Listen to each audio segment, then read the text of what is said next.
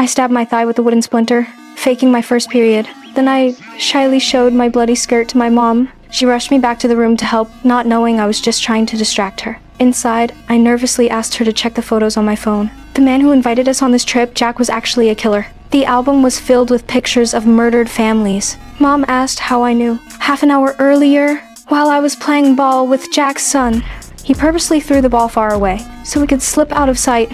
He secretly led me into a warehouse, then down to the basement. It was packed with phones and personal stuff. I was confused, until the boy opened an album and pointed out a photo of his real parents. They were killed by Jack and his wife. Every family photo had Jack and his wife in the background. Clearly, many families had already been murdered. I was in shock.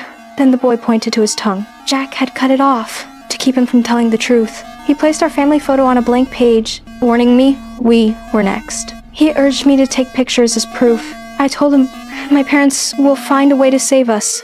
That's when I came up with the wooden splinter trick. After learning the truth, my parents were terrified, but we had to act normal.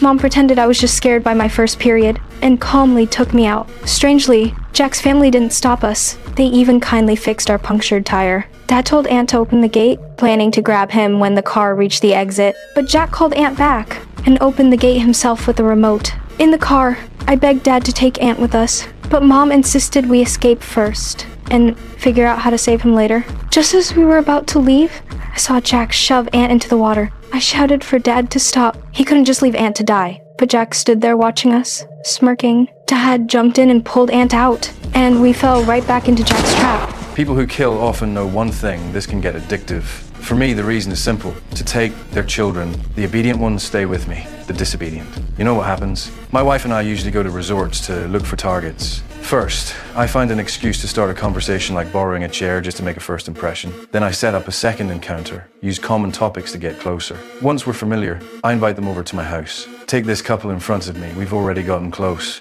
At dinner that night, I drank too much. Through the haze, I felt someone stealing my keys. But I acted like I didn't notice, waiting for them to be returned.